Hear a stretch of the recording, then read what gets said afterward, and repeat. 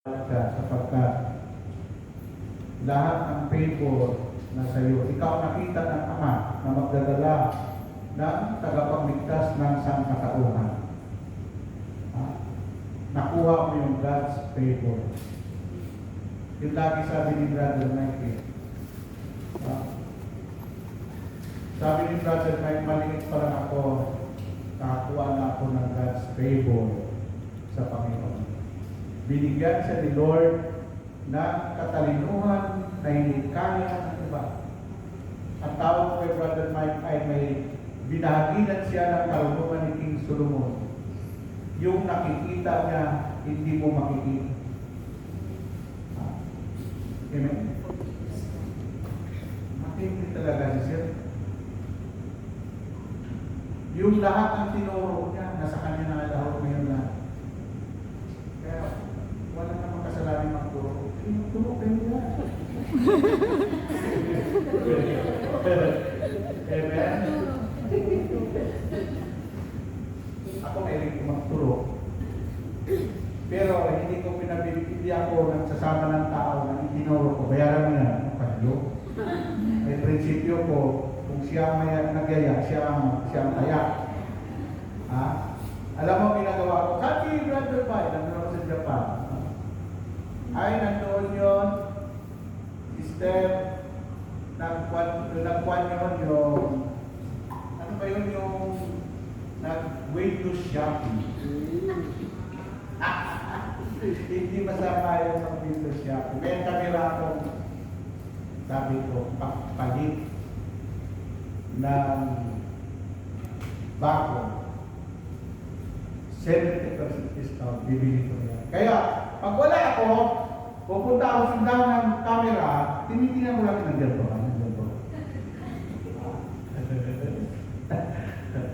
Pagpalit ng model, yung 15 lapat, nagiging 5 lapat na lang. Tinitingnan ko na.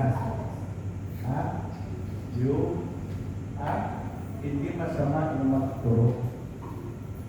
Yan. Amen? Ngayon, sa sasakyan, ganun din.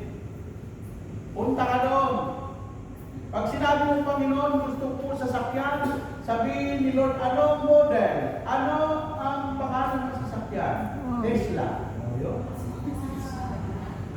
Anong gusto mo sasakyan? Toyota. Ang gusto mo sasakyan ay Isuzu. Gusto mo sasakyan Honda. Honda Pitik. Kailan? Pag hindi mo sinigurang Pitik Honda, baka Pitik Lita, darating sa yan. Amen. Pag gusto mo sasakyan, punta ka na sa tindahan ng sasakyan. Kaya walang pera. Magturo ka lang. Amen?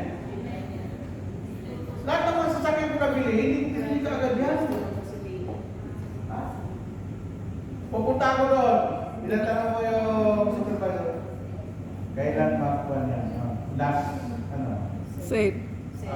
yung pagbaba. Sabihin niya, tuwing katapusan ng buwan na punta ha. Kasi every year, nagpapalit kami ng price. Mayroon kayong promo. Yun, hindi masama yung promo. Huwag mo lang ligawan yung promo dicer. Kasi napakaganda ng mga promo dicer ng mga sasakyan. Artistahin, naka-short, kita pang gilid. Ay, nako. Kaya, yung tinuro, ito bakal ko ito sige. Sabi ko, Lord, akin na yan. Hindi yung promodizer, yung akin na ito. Sasakyan. Pagdating noon, yun. Nasa kamay ko na yun. Amen? Ngayon, tinuturoan ko lang kayo kasi minsan, pag puro verse sa Bible, at wala namang hindi mo tinuturo sa tao yung step kung anong dapat gawin nila, Actual. wala matuturo ang tao, puro ng verse. Mm. Amen? Amen. Kaya nga may aralin tayo eh. Ang tawag ng aralin, tinuturuan kayo, yung mga natututo, tatanggap ng himala at gantimpala ng Yahweh sila. Woo! Ang tama lang.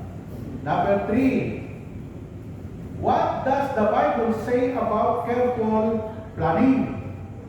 For I know the plan have for you, declares the Lord, plans for prosper you and not to harm you. Plans to give you hope and a future. Alam niyo yan. Yung Jeremiah 29:11. Ako lang nakakaalam ang panungkalang inihanda ko para sa kabubuti ninyo, para dulutan kayo ng pag-asa sa hinaharap.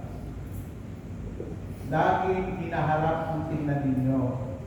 Kalimutan na ninyo yung nakaraan. Yung masamang nangyari sa inyo noong nakaraang taon, move on. Pagdating ng 2026, start. Kalimutan ang nakaraan. Kung may masamang nangyari sa nakaraan, hayaan mo yung nakaraan. Ang importante, mahalaga. Ang mahalaga ay importante. Harapin mo yung sa kasalukuyan. Amen? Amen mo ba? Amen. Woo! Mga tao kasi nabubuhay sa nakaraan. Kaya hindi masaya. Oh. Kalimutan mo ang nakaraan. Okay. Karoon dito tayo ha. Ito na yung aralin natin. Ha? How do I know God has plan for me? Ano malalaman nyo na yung plano mo, ang plano ng sa buhay mo? Ha? In His own word, 6 steps of finding God's will. Tandaan nyo lagi yung panghuli doon sa mga tinutuko kasi nandun yung aralin. Ha? Ano yung 6 na hakbang para makita mo, malaman mo kung ano ang kalooban ng Diyos. Dito bang ginagawa mo? Gusto ba ng Diyos to? Kalooban ka ng Diyos to? Okay. Number 1 ay first. First, commit your decision to God. Lahat ng decision mo, ibigay mo sa Diyos. Lord, hindi ko alam to, pero alam mo, Panginoon. Tulungan mo ako mag-decide dito, Panginoon. Kasi ang isang bagay na nag-decision na tunay, hindi na may babalik yan. Amen po ba? Amen. Pero yung humingi ka sa ng Panginoon, commit your decision to God, makita mo, napakaliwalas, may peace of mind, may kapayapaan, at makaan ang blessing na darating sa buhay. Amen? Amen. Second, magbasa ka lagi ng salita ng Diyos. Read the scriptures. Ang Biblia ay marami pong dapat nating basahin. Sabi ni Lord, kung gusto niyo magtagumpay, gusto niyo maging successful sa buhay, sa negosyo, sa pag-asawa, sa paghanap buhay, ito ang sinabi ni Lord, Joshua 1:8. Ito na yung read the scripture. Joshua 1:8, huwag niyong kaligtaang basahin ang aklat na yaon, dili-dili nito araw-gabi, upang matupad niyo ang nakasulat doon, sa gayon, giginhawa ka at magtatagumpay sa buhay. Ano yun na mo? Magpasulat.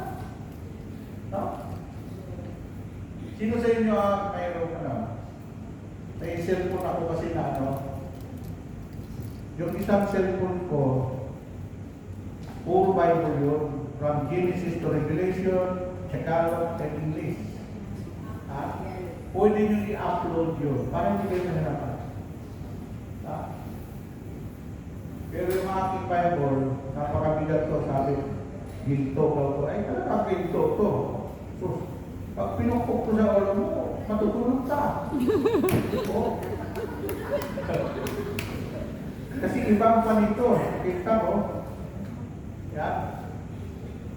Hindi to ordinary Bible. Ordinary papel. Pero, kung mayroon kayong magaling, i-upload nyo yung New Testament and Old Testament para pag ano nyo, hindi na kayo mahirapan. Ha? Dapat may binabasa kayo araw-araw, mga kapatid, para matuto kayo. Kasi hindi pwede yung puro maasa ka lang. Paano ngayon kung wala ka ng aral? Ha? Titigil ka na? Hindi. Continuous. Number 3. Third, understand your circumstances. Ha? Lahat tayo, naunawaan natin na tinawag tayo sa iba't ibang circumstances sa buhay. Sabi ni 1 Thessalonians chapter 1 verse 18. Sabi doon, 1 Thessalonians, may binanggit doon, ipagpasalamat niyo sa Diyos na napangyari sa inyong buhay sa pagkatiyaw ng ibig ng Diyos. Yun ang pawag doon.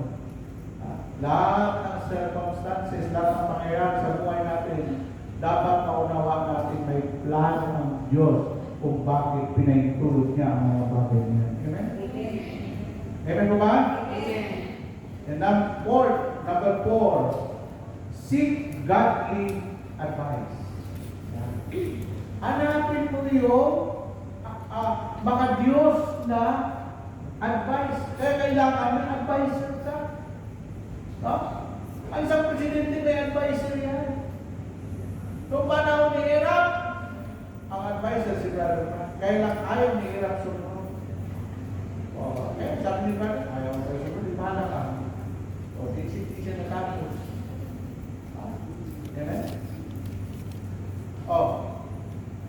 Bakit si Bongbong ayaw magmura? Hindi niya pinapatulan yung mga naninira sa kanya. Mayroon siyang spiritual advisor. Amen? Pag ang isang pangulo, ang isang namumuno sa bayan at walang advisor, iwan ko lang. At kung ang advisor mo mayroong personal na intensyon, may personal na gusto niya, pagka windang. Amen? Amen po ba? Amen. Pag may negosyo ka, kailangan mo ang sulsultan. Kasi pag wala kang sulsultan, hindi pa konsultan. Ang ibig sabihin ng konsultan, taga-sulsul. Ha? Ang malalaking kumpanya may konsultan ka.